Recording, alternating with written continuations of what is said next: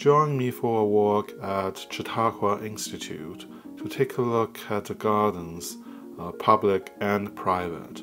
If you're not familiar with Chautauqua Institute, I would describe it as part vacation home summer cottage, part cultural summer camp or gathering. It really attracts a lot of people during their 10-week season in the summer here. In addition to the wonderful events, we see the gardens, primarily private gardens, but they are always open to anyone, residents or visitors. Yeah, we have so many hostas. As many of those hosta, the flowers are very fragrant.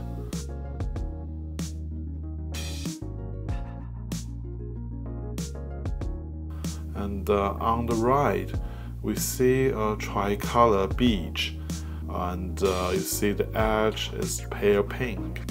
Over time, it's going to grow into a large, majestic tree slowly. Chautauqua it's very open. You get to enjoy everyone's garden. In addition to the plants, we have so many garden arts here. Many of those arts are original pieces, like those metal garden arts with moon and stars. And people particularly like hydrangea in Chautauqua, probably because it's closer to a body of water, so the humidity is higher, the weather is milder.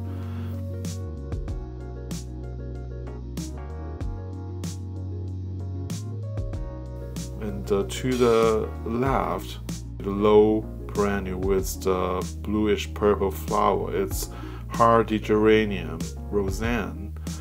It is a perennial, but it flowers throughout the summer, non-stop. And the Chelsea Flower Show called the Roseanne the perennial of the century, for good reason. We see some of the roses on the left, then the Japanese anemone setting buds under the river birch. So if you remember at the very beginning of the video, you see a sign. So many of the trail inside of this community, the bicycle is not even allowed. It's primarily for pedestrian and for people to enjoy a very nice walk to see the gardens.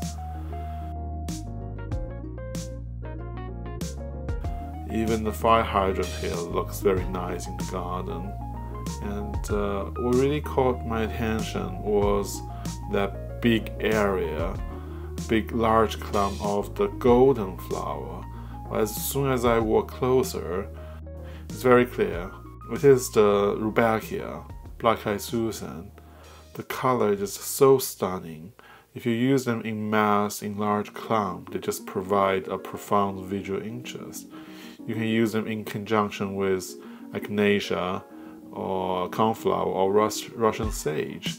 The good thing with Rudbeckia is they're essentially deer and rabbits proof, and they're very drought tolerant. After they establish, you don't have to water them at all. I mean, you still have to water them when you first plant them, but once they establish, you don't have to do anything.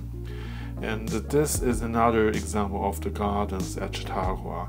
They're not large gardens by any definition, but so many care, so many thoughts went into it, and it's open for everyone to enjoy.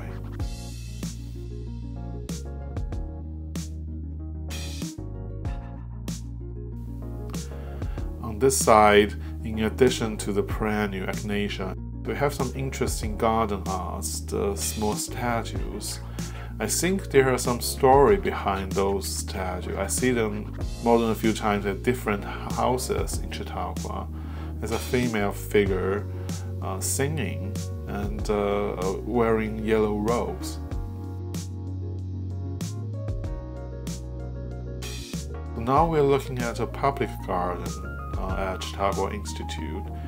This garden is interesting because it is separated into several sections, and each section represents one of the fundamental idea behind this community.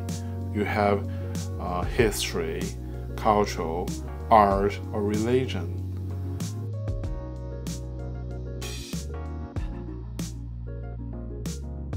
And we're looking at those tall perennial. I think they're deers.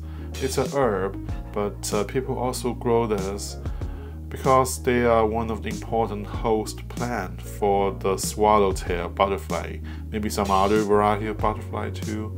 So you want to plant them and grow them to provide habitat for the butterfly.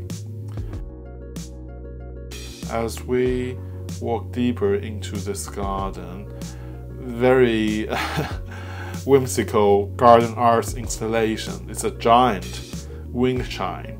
It is a walking wind chime. It is larger than life. We also have a garden arbor here, surrounded by primarily perennials with a few annual. On the left, it is the sun patience with the fuchsia color flower. And as we walk closer, we're going to see all the wonderful perennials in full bloom. We have the Russian sage, ornamental grass, the blue flower on the right. It is an annual variety of salvia. And we also have some of the butterfly bush and oak leaf hydrangea. With the tall perennial we're looking at with the purple flower, it is the ironweed.